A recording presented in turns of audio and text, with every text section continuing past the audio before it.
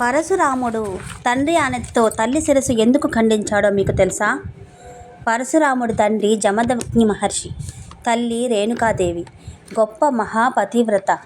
ఆమె నదికి వెళ్ళి ఇసుకతో కుండను తయారు చేసి ఆ కుండలో నీటిని తెచ్చి జమదగ్ని మహర్షి పూజకు ఇచ్చేది. ఆమె పాతివ్రత్యం వల్ల ఇసుక కుండ నీటిని మోయగలిగేది. ఒకరోజు రేణుకాదేవి నీటి కోసం నదికి వెళ్ళినప్పుడు ఆకాశంలో గంధర్వులు విహరించడం చూసి ఒక్క క్షణం వారి అందాన్ని చూసి ముగ్ధురాలైంది.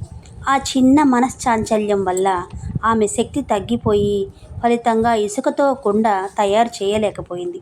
నీళ్లు తీసుకురావడం ఆలస్యమైపోయింది. తమ యోగ శక్తితో జరిగిన విషయాన్ని తెలుసుకున్న జమదగ్ని మహర్షి తీవ్రమైన ఆగ్రహానికి లోనయ్యాడు. ఆమెను శిక్షించాలని నిర్ణయించుకొని తన కుమారులను పిలిచి తల్లిని సంహరించమని ఆదేశించాడు. అందుకు నిరాకరించిన 4 కుమారులను శిలలు కమ్మని శపించాడు. 5వ వాడైన పరశురాముణ్ణి పిలిచి తల్లి శిరస్సు ఖండించమని చెప్పాడు. తండ్రి మాట జవదాటని వాడై తన గొడ్డలితో తలను నరికాడు. కుమారుడి పితృభక్తికి మెచ్చిన జమదగ్ని, నీకు ఏం వరం కావాలో కోరుకో అన్నాడు. అప్పుడు పరశురాముడు 2 కోరికలు కోరాడు.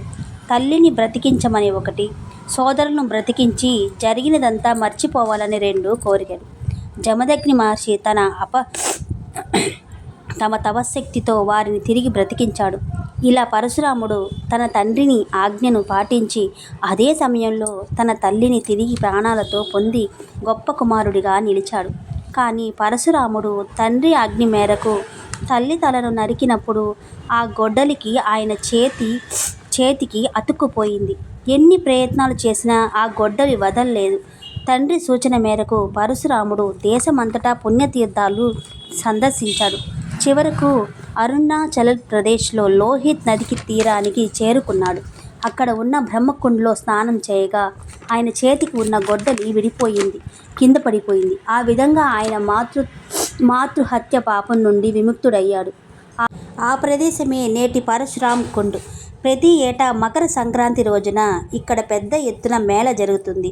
ఈరోజు కుండంలో స్నానం చేస్తే సకల పాపాలు పోతాయని భక్తుల నమ్మకం. మీరు పరశురాముని భక్తులైతే పరశురామ్ అని కామెంట్ చేయండి, లైక్ చేయండి, షేర్ చేయండి, సబ్స్క్రైబ్ చేయడం మాత్రం